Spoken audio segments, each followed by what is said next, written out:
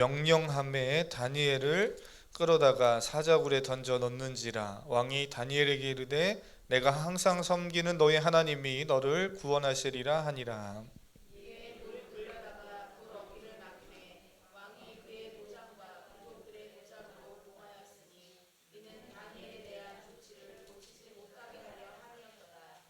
왕이 궁에 들어가서는 밤이 새도록 금식하고 그 앞에 오락을 그치고 잠자기를 마다하니라. 다니엘이 든 굴에 가까이 이르러서 슬피 소리질러 다니엘에게 묻되 살아계신 하나님의 종 다니엘아, 내가 항상 섬기는 내 하나님이 사자들에게서 능히 너를 구원하셨느냐 하니라.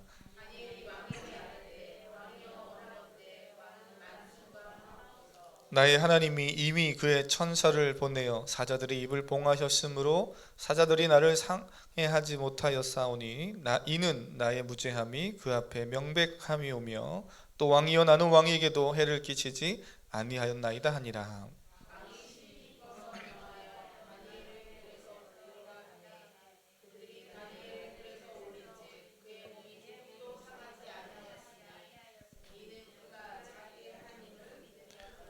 왕이 말하여 다니엘을 참소한 사람들을 끌어오게 하고 그들의 처자들과 함께 사자굴에 던져 넣게 하였더니 그들이 굴 바닥에 닿기도 전에 사자들이 곧 그들을 움켜서 그 뼈까지도 부서뜨렸더라.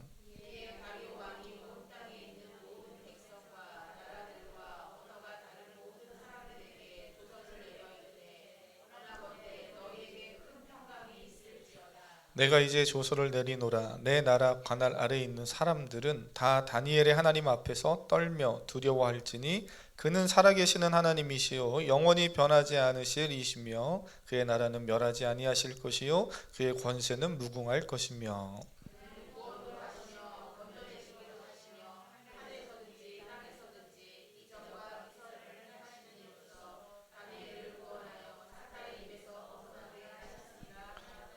함께 읽습니다. 이 다니엘이 다리오 왕의 시대와 바사 사람 고레스 왕의 시대에 형통하였더라.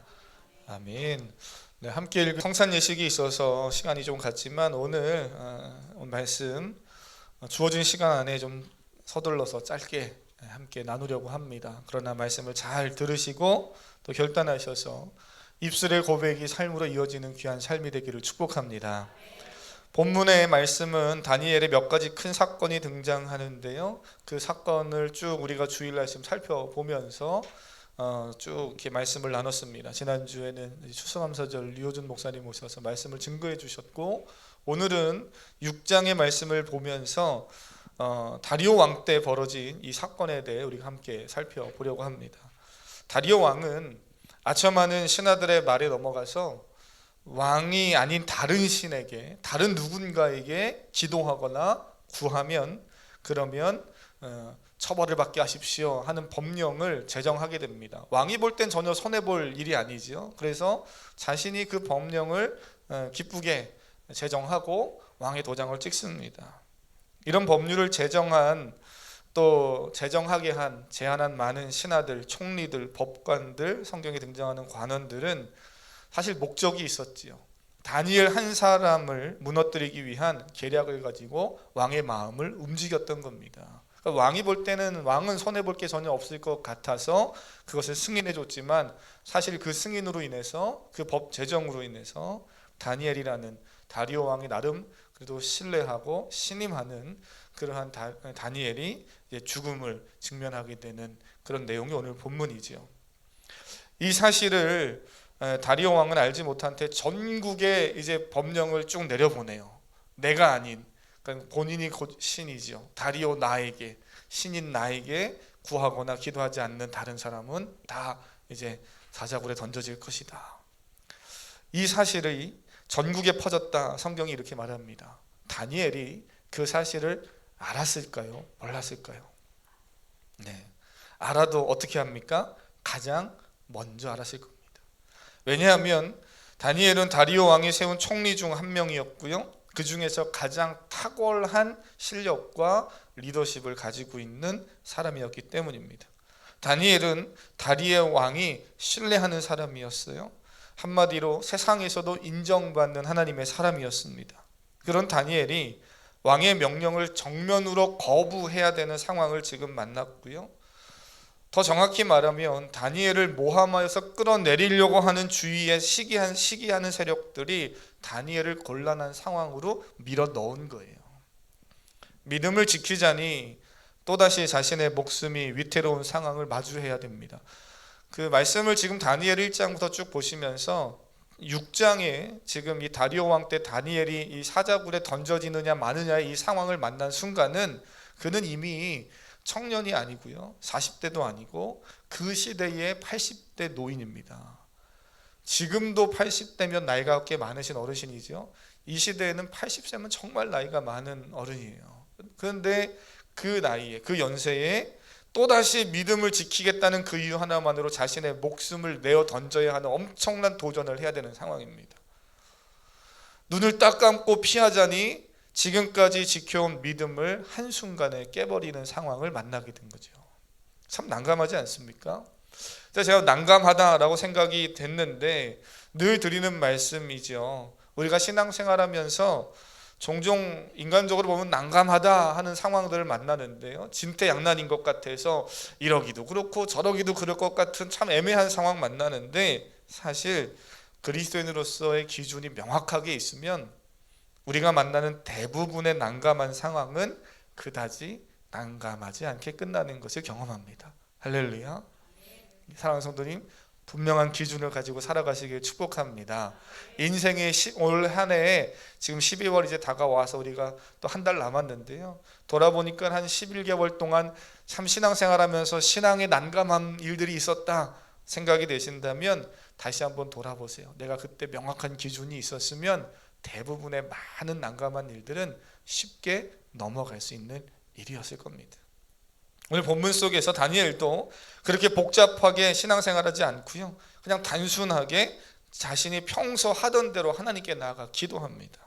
왕의 명령을 어기는 것인 줄 알고 그로 인해서 자신이 사자굴에 던져져 죽을 것을 알지만 그는 평소 하던 대로 하는 거예요. 저는 지난주 중에 그 유재석과 조세호인가요? 그 두 연예인이 진행하는 유퀴즈라는 프로그램을 이렇게 본 적이 있어요. 아, 우리 목사님도 TV를 보는구나. 그렇습니다. 아니 저도 사람이니까요. TV도 보고 문화도 보고. 저는 우리 주일학교 아이들하고 내년에는 좀 공연도 좀 보러 가고 말씀도 잘 좀 배워서, 우리 아이들이 요즘 큐티를 열심히 해서 그 단톡방에 막 열심히 많이 올리더라고요. 그래서 사모님하고 한번 얘기를 좀 잘해서 주일 아이들을 데리고 또 우리 청년 선생님들 가능하면 같이 좀 공연도 좀 보러 가고 그러려고 해요. 할렐루야. 우리 아이들이 아멘을 안 하는군요. 그래서 저는 하여튼 많은 경험을 좀 내년에 좀 했으면 좋겠다는 생각이 들어요.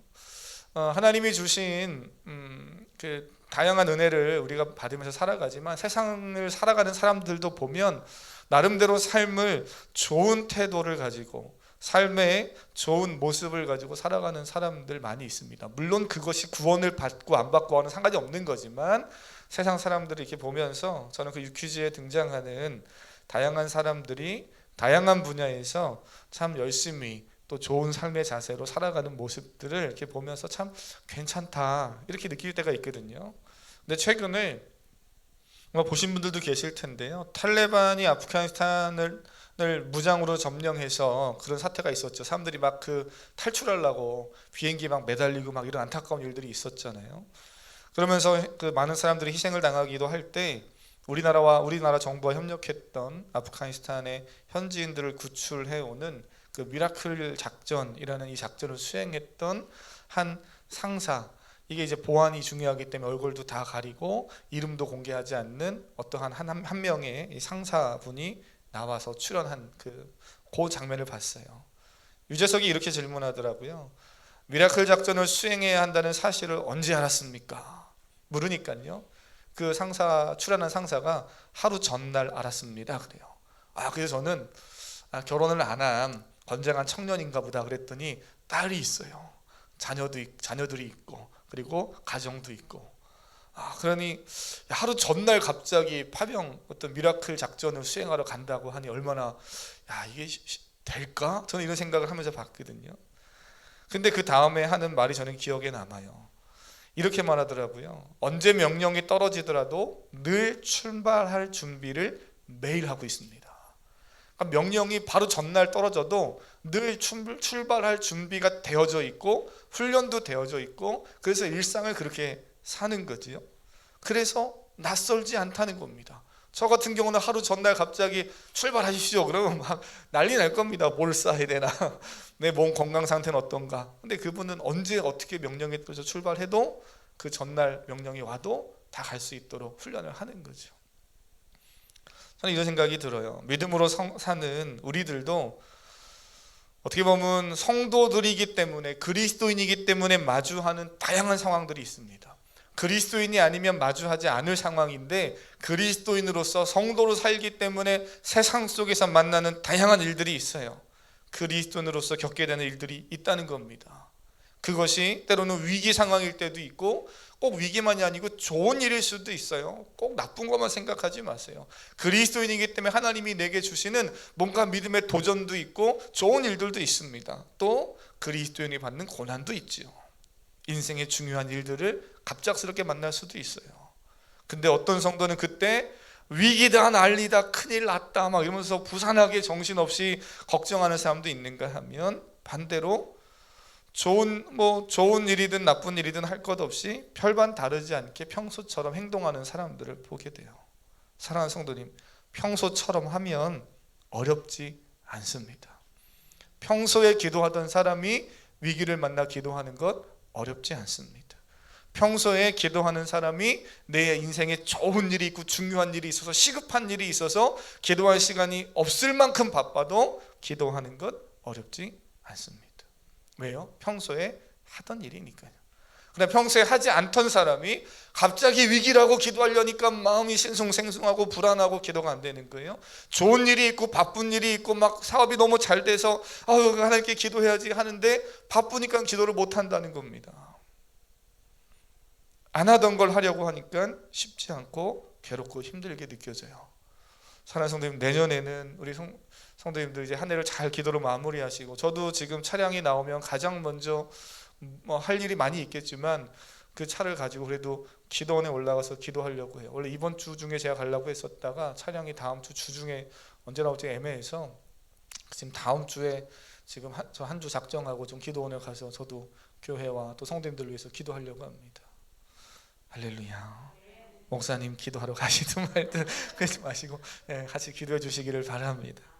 그래서 한번 한 해를 잘 기도로 결단하고 마무리하실 때 새벽에 또는 수요 예배, 금요 예배 또는 이런 셀 모임이나 교회가 지나는 일들에 목사나 또는 셀 리더가 혼자 하게끔 두지 않는 우리 성도님 될 수 있기를 부탁드립니다. 할렐루야. 정 멀어서 못 오시는 분들은 또 어쩔 수 없어요. 거기서 또 하시겠지만 가까이 계시는 분들, 오실 수 있는 분들은 결단하셔서 수요 예배, 금요 예배 또는 셀 모임이라든지 이런 어떤 교회가 일을 진행할 때 혼자 하게 하면 안 돼요. 같이 하실 수 있기를 축복합니다. 안 하려고 하는 거 다시 하려니까 쉽지 않아요. 그러나 하다 보면 하나님이 은혜를 주시고 습관이 되고 평소 하던 대로 다니엘이 하는 것처럼 하면 되는 줄 믿습니다. 그래서 다니엘은 오늘 본문에 보니까 그렇게 사자굴에 그냥 던져져요. 저는 성경을 보면서 다니엘의 감정, 그때 사자굴로 끌려갈 때 또 사자굴에 던져질 때 그 다니엘의 감정이나 행동, 반응을 기록하지 않는 것을 봅니다. 그러면서 상상해봐요. 어땠을까? 사랑하는 성도님, 한번 상상해 보세요. 어땠을 것 같습니까? 우리 주일학교 아이들 상상력이 좋으니까 한번 상상해 보세요. 이 80대 노인을 끌고서 사자굴로 끌고 가고 있는 그때, 그리고 사자굴에 던져질 때 하나님을 향해서 내가 지금까지 80평생을 믿음을 지키며 살았는데 하나님 이럴 수 있습니까? 하면서 막 소리쳤을 것 같습니까? 불평하고 원망하고 짜증내면서 안 그랬을 것 같아요. 사자굴에 던져지는 순간 하나님 이러면서 막 불평하면서 사자굴에 던져졌을까? 저는 그러지 않을 것 같아요. 그냥 평소 하던 대로 기도하면서 하나님 또 사자굴로 갑니다. 친구들이 풀무불에 갔듯이 오늘 난 또 사자굴로 갑니다. 거기도 하나님이 계시는 줄 믿습니다. 그러면서 그냥 그 길을 갔겠지요. 우리가 아마 뭐 다른 사람 이름을 얘기하면 기분 나쁠 수 있고, 그냥 저라면 아마 하나님, 제가 목사로 여태까지 열심히 그래도 하려고 했는데 하나님 이겁니까? 그러면서 원망과 불평을 왜 안 했겠어요? 그런 마음이, 그런 생각이, 그런 감정이, 하나님 이 정도 신세입니까? 사자굴에 던져지는 겁니까? 이런 마음이 들 수 있었을 것 같아요. 다들 고개를 숙이시는 거 보니까 그러신 것 같아요. 아니라고 하고 싶지만 아니라 하기가 쉽지 않은 상황이잖아요. 다니엘은 감정이 무딘 사람이어서 그랬을까? 아니에요. 다니엘은 사자굴에 던져질 때 특별히 그때만 특별한 어떤 믿음과 강한 어떤 의지가 생겨서 내가 여기서 버티리라 이러고 버텼는가? 그것도 아니에요. 성경은 사자굴에 던져질 때나 그가 총리로 발탁되어져서 세상 사람들 부러워하는 자리에 올라가 있을 때나 별반 다르지 않았다는 것을 보여줍니다. 평상시에도 하나님께 감사하고 기도했고 주어진 자리에서 믿음으로 살았어요. 그러니 그 자리가 총리의 자리든 사자굴로 던져지는 자리든 고난의 자리든 행복한 자리든 그는 크게 요동하지 않았던 거죠. 다니엘은 사자굴에서도 평안한 줄 믿습니다. 그래서 제가 설교의 제목을 사자굴에서도 평안하다 이런 제목을 적어봤어요. 왜냐하면 요즘 이 시대에 우리가 삶은 이 삶의 속에서, 이 상황 속에서도 하나님이 주시는 평안이, 사자굴과 같은 이 세상 속에서 우리가 살지만 하나님 주시는 평안이 가득하기를 축복합니다. 사자굴에 던져진 다니엘은 오히려 평안한데 그 밖에서 그를 지켜보는 한 사람이 있습니까? 누굽니까? 다리오 왕이잖아요. 이 다리오 왕은 난리가 났습니다. 오두방정 왕인데 눈앞에 그래도 나름대로 자신이 신임하고 또 자신이 아끼는 그러한 다니엘이 사자굴에 던져지는 그 상황을 보면서 그냥 눈앞이 캄캄했어요. 18절, 오늘 우리가 읽은 말씀 18절 보시면 왕이 궁으로 돌아가서 밤이 새도록 금식하고 그 앞에 오락을 그치고 잠자기를 마다했다 이렇게 표현하잖아요. 얼마나 괴롭고 답답한지 밤잠을 설치는 겁니다. 그리고 그 다음날 불이 나게 달려가서 사자굴 가까이 가서 묻습니다. 혹시나 다니엘이 살아있지 않을까? 그래서 다니엘을 애타게 부르잖아요. 20절 같이 한번 읽어보겠습니다. 시작. 다니엘이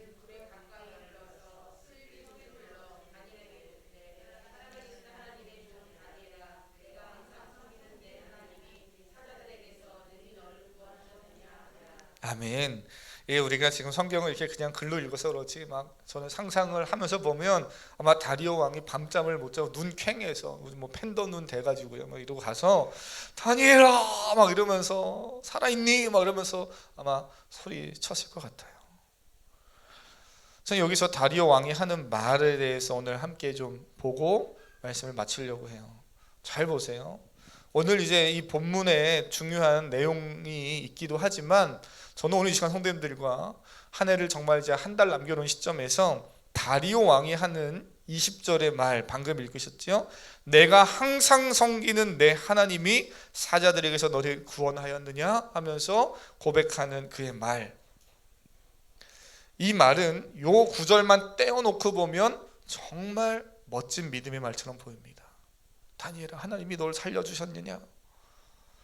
올라가셔서 16절 한번 보세요. 16절 보면 다니엘을 사자굴에 던져놓는 순간에 다리오 왕이 다니엘의 눈을 바라보면서 다니엘과 눈빛 교환을 하면서 하는 말이 있어요. 뭡니까? 16절 후반부에 한번 후반부 다니엘에게 한번 읽어보겠습니다. 시작. 다니엘에게 이르되 내가 항상 섬기는 너희 하나님이 너를 다니엘에게 얘기하는 거예요. 다니엘아 너가 항상 섬기는 하나님이 너를 구원하시리라 하면서 사자굴에 던져놨어요. 그러니 그 다음날 밤잠 못 자고 가서 일찍부터 가서 그 하나님이 정말 널 구원했느냐라고 이렇게 이야기하고 있는 모습이 오늘 본문에 등장해요. 더 내려가셨어요. 다니엘을 사자굴에서 살아난 다니엘을 보면서 26절과 27절에는 정말 이게 이런 멋진 믿음의 고백을 하고 생각될 만큼의 멋진 말을 합니다. 26, 27절 읽습니다. 시작. 내가 이제 조서를 내리노라.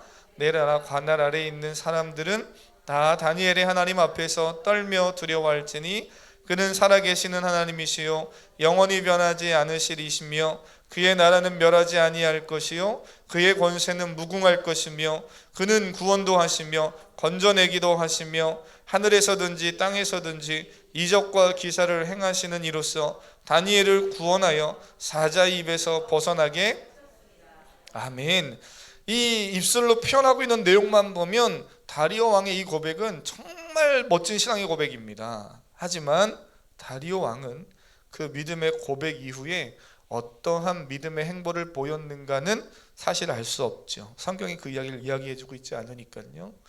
그럼에도 불구하고 그가 분명 하나님 앞에서 두려워 떨라 이렇게 말하는 그런 고백들을 보면, 그런 어떤 말들을 보면 여호와 하나님을 두려워하며 섬기라 하는 그런 말이니까 나름 멋진 신앙의 고백인 거는 맞아요. 그런데 이러한 왕의 고백이 있음에도 불구하고 이 다리오 왕의 고백이 하나님을 향한 회심의 고백이거나, 다시 말하면 하나님 난 죄인이고 하나님이 내 인생의 구원자이십니다 라는 어떤 그런 회심의 고백이거나, 하나님 앞에서 두려워 떨며 나는 이제 하나님을 내 인생의 주인으로 섬기겠습니다 라는 믿음의 고백은 될까요, 안 될까요? 제가 지금 오늘 이 시간 함께 나누려고 하는 건 그건 거예요. 이 말의 고백 자체는 너무나 멋집니다. 어쩌면 제가 우리 사랑하는 성도님이 하면 정말 멋진 믿음의 고백이죠. 그리고 다니엘 6장이 이야기하려고 하고 있는 핵심은 그거예요. 이방 왕임에도 불구하고 그를 통해서 하나님이 어떠한 분인가를 명확히 드러내고 있는 부분이 이 부분입니다. 다니엘이 계속해서 또 다니엘서가 강조하고 있는 부분이기도 하고요. 그런데 이 고백을 정작 하고 있는 다리오 왕은 하나님의 능력과 경험을 경험하고서, 다니엘을 통해서 간접적으로 경험하고서 이 고백을 하고 있긴 하지만, 이 다리오 왕의 이 고백이 그가 마음속에서 하나님을 향한 회심의 고백이거나 하나님을 내 주인으로 받아들이겠다는 믿음의 고백인가, 그거는 아님을 보게 돼요. 하나님에 대해서 지식적으로는 알았습니다. 다니엘이 사자굴에서 살아나는 것을 보면서 그 경험을 통해서 그는 알았어요. 하나님은 정말 위대하신 분이구나. 그래서 그것을 고백하고 있지만 그는 그 하나님, 다니엘의 그 하나님이 나의 하나님이고 내가 믿고 예배하고 섬겨야 할, 그래서 내가 지금 왕이지만 나보다 더 위대하신 하나님, 그분이 내 인생의 진정한 주인이시고 진정한 그분이 왕이시다라는 고백은 하지 못하고 있는 거예요. 예를 들면 이런 거지요. 부모님이 심각하게 암에 걸렸다는 소식을 듣고 암투병이 시작이 돼요. 그런데 하나님을 알게 되고, 하나님 우리 엄마만 고쳐주시면, 우리 아빠만 고쳐주시면 그러면 내가 하나님을 믿겠습니다, 하나님 나의 구원자로 내가 고백하겠습니다 라고 막 기도하는 가운데 하나님 은혜 주셔서 때로는 암이 낫기도 하고 문제가 풀어지는 것들을 경험해요. 근데 그 다음에 하나님께로 돌아오는 자녀를 제가 많이 못 봤어요. 다시 자신의 그냥 삶으로 돌아가는 사람들이 꽤 많습니다. 어머니의 하나님은 살아계신 하나님이시네요. 질병을 고쳐주셨네요. 문제를 풀어주셨네요. 지적으로는 알고 또 엄마와 함께 아빠와 함께 또는 자녀의 어떤 문제로 인해서 경험은 했지만 그 하나님을 내가 믿고 싶은 하나님은 아니라는 거예요. 그 하나님을 내가 더 알아가고 싶고 내 삶의 주인으로 고백하고 싶은 그런 주인으로, 왕으로는 모시고 싶지 않다는 겁니다. 거기까지 못 가는 거예요. 그래, 사랑하는 성도님, 정말 안타까운 점은 이 시대에 점점 주님 다시 오실 그때가 가까워질수록 교회 안에 다양한 사람들, 많은 사람들이 있고 기독교 신앙을 가진 사람들이 있는데, 종교인으로서 하나님은 어떤 분인지에서 배워서 알기도 하고 고백도 하고, 또는 내 옆에서 신앙생활하는 성도가 또는 엄마가 아빠가 또는 자녀가 경험한 그 하나님에 대해서 나도 또 같이 간접 경험을 하면서 고백은 해보지만 정작 그 하나님을 나의 하나님으로 고백하기에는 싫다고 고백하는 사람들이, 물론 대놓고 싫다고는 안 하지만 그런 사람들이 의외로 많아지는 시대에 우리가 살고 있다는 거예요.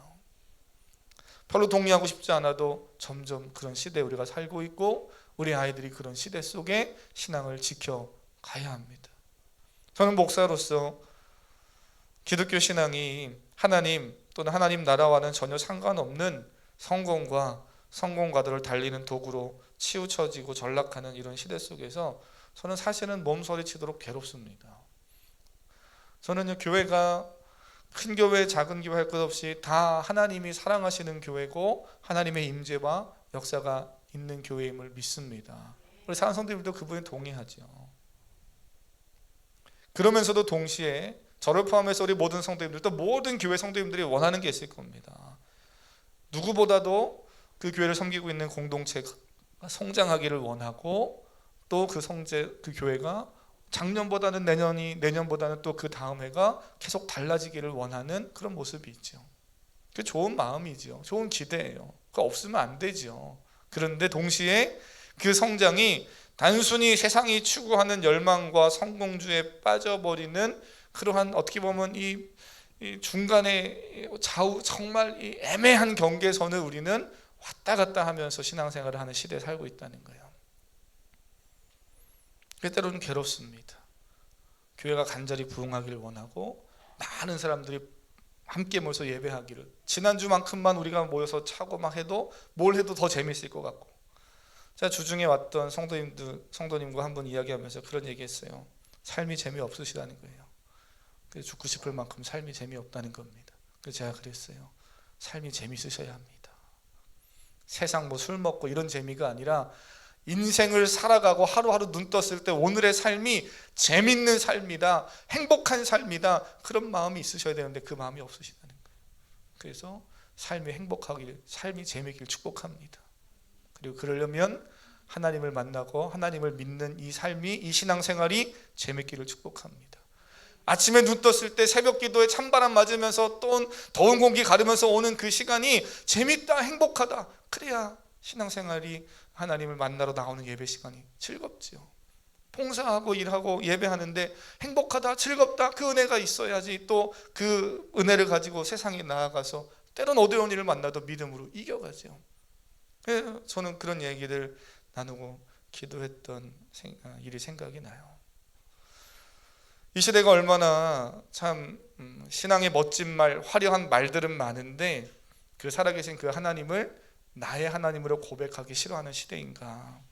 이 시대만이 아니고 다리오 왕의 모습도 그렇고 앞으로 우리 자녀들이 살아갈 다음 시대는 점점 더 하겠지요. 나름 살아계신 하나님을 경험했지만 거기까지, 그리고 그냥 더 이상 하나님은 내 삶의 주인을 모시고 싶지 않다는 거예요. 근데 이게 다리오 왕만이 아니고요, 예수님이 오셔서 십자가에 죽으실 때 예수님의 현현, 하나님의 임재와 또 하나님의 친히 인간의 몸을 입고 오신 그 역사 속에서의 현현을 보면서도 여전히 하나님을 거부하는 사람들이 있었고요. 그러니 지금도 그럴 수밖에 없는 시대죠. 그러나 오늘 저와 여러분은 믿음을 잘 지켜가는 성도들 될 수 있기를 바랍니다. 입술로 하나님을 고백하고 내가 직간접으로 경험한 그 하나님에 대해서 고백한 것을 삶으로 실천해 가시는, 도전해 가시는 성도님 되기를 바랍니다. 다리오 왕과 다르게 다니엘은 그랬던 거죠. 그는 입술로 하나님을 고백하고 그렇게 묵묵히 그렇게 사자굴로 가는 거예요. 차이점은 다니엘은 입술의 고백이 삶으로 연결되고 있다라는 겁니다. 누가 봐도 원망스러운 상황이잖아요. 나이 80까지 믿음을 지켰는데 사자굴에 던져지는가? 얼마나 원망스럽습니까? 그런데 그는 사람과 환경에 대한 원망이 아닌 평소 하던 대로 하나님에 대한 신뢰를 가지고, 하나님에 대한 고백의 신뢰를 가지고 그 하나님을 바라보면서 가고 있어요. 오늘 우리도 동일합니다. 다니엘처럼 눈에 보이는 사자를 마주하거나 사자굴에 던져지는 것은 아니지만 마지막 때를 살아가는 모든 성도는 믿음의 그 삶을 무너뜨리려는 사단의 공격과 또는 포기하게 만들려는 수많은 영적 공격과 세상 유혹 속에서 살아가는 성도들이죠. 그걸 못 느끼신다면 조금 더 신앙생활을 기도하면서 잘 해보실 필요가 있어요. 얼마나 내가 신앙을 지키려고 할 때마다 사단이 공격을 하고 또 세상의 유혹들이 있는가. 그때 베드로전서 5장 8절과 9절의 말씀, 근신하라, 깨어있으라, 너희 대적 마귀가 우는 사자같이 두루다니며 삼킬 자를 찾나니 너희는 믿음을 굳건하게 하여 그를 대적하라. 할렐루야. 너희는 믿음을 굳건하게 하여 그를 대적하라. 저는 이 말씀을 보면서 사랑하는 성도님, 믿음을 굳건하게 하고 세상을 이기며 살아가는 성도님 될 수 있기를 축복합니다. 혼란 속에서도 하나님 주시는 평안함이 있기를 축복합니다. 근데 내가 믿음을 강하게 하고 나의 믿음, 나의 신앙을 지킨다 하는 것이 내가 하는 것으로 착각하면 안 돼요. 이 베드로전서 5장 8절과 9절 다음에 나오는 10절 말씀이 참 중요한데요. 함께 읽고 마치겠습니다. 10장 베드로 전서 5장 10절의 말씀입니다. 우는 사자가 대적 마귀가 오는 사자같이 우리를 삼키려고 할 때 믿음을 굳건하게 하고 그를 대적하고 또 믿음으로 이겨가라 하는 그 말씀 이후에 베드로 사도는 10절에서 이렇게 우리에게 말합니다.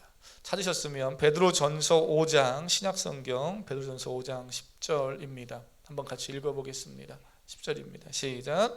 모든 곧 그리스도 안에서 너희를 부르사 자기의 영원한 영광에 들어가게 하신 이가 잠깐 고난을 당한 너희를 친히 온전하게 하시며 굳건하게 하시며 강하게 하시며 털을 견고하게, 할렐루야, 누가 하신다는 겁니까? 하나님이 예수 그리스도 안에서 우리를 그렇게 은혜로 붙드신다는 거예요. 우리가 믿음으로 살려고 깨어 있으려고 믿음을 지키려고 몸부림칠 때 그러한 나의 노력과 의지와는 비교조차 되지 않는 더 크신 하나님의 은혜와 능력으로 하나님이 우리를 붙드셔서 그 길을 가게끔 도와주신다는 겁니다. 그래서 사랑하는 성도님, 남은 한 달 조금 힘드셔도 믿음으로 도전하시고 한 해를 믿음으로 잘 마무리하십시오. 내년에도 새로운 기능과 결단을 가지고 조금씩 움직임의 도전을 가지고 움직여 보십시오. 하나님이 감당케 하시는 은혜를 주실 줄로 믿습니다. 그래서 함께 이 찬양 고백하려고 합니다. 우리에게는 그 모든 이름보다 뛰어나신 이름 예수 그리스도를 주셨죠. 예수 그리스도를 믿는 저와 여러분, 우리 모두가 주님 안에서 세상을 한 해를 또 잘 이기고 넉넉히 마무리해 가게 될 줄 믿습니다. 함께 믿음으로 고백합니다.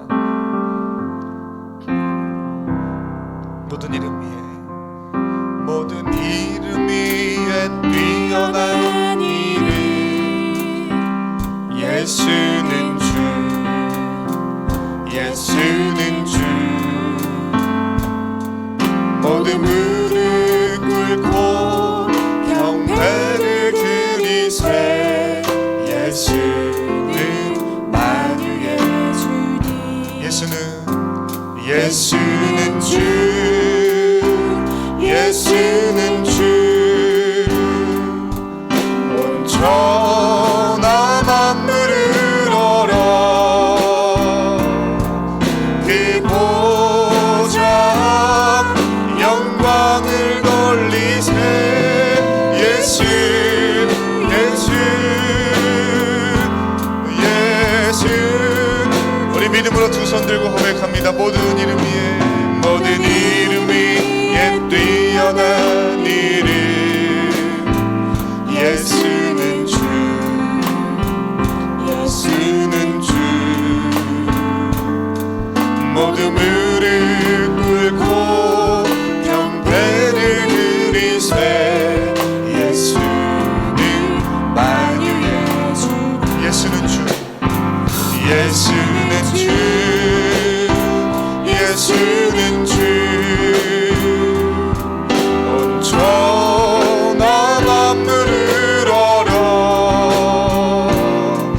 그 보좌 영광을 돌리세.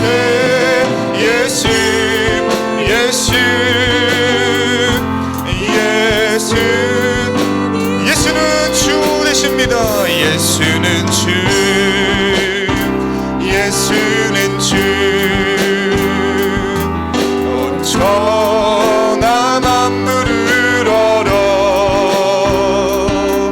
그 보좌 영광을 돌리세. 예수, 예수, 예. 고백합니다. 우리 주인 되신 예수. 예수는 주, 예수는 주. 온 천하 만물을 얼어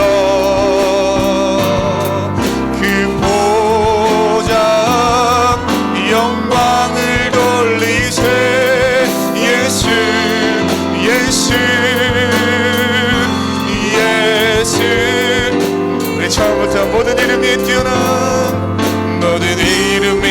할렐루야 믿으십니까? 예수는 주, 예수는 주. 모두 무릎 꿇고 경배를 드리세. 예수는 우리 선포합니다. 예수는 주인, 예수는 내 삶의 주인이시며 온 인류의 역사의 주인이십니다. 온 천하 만물을 얼어 그 보좌 영광을 돌리세. 예수, 예수, 예수.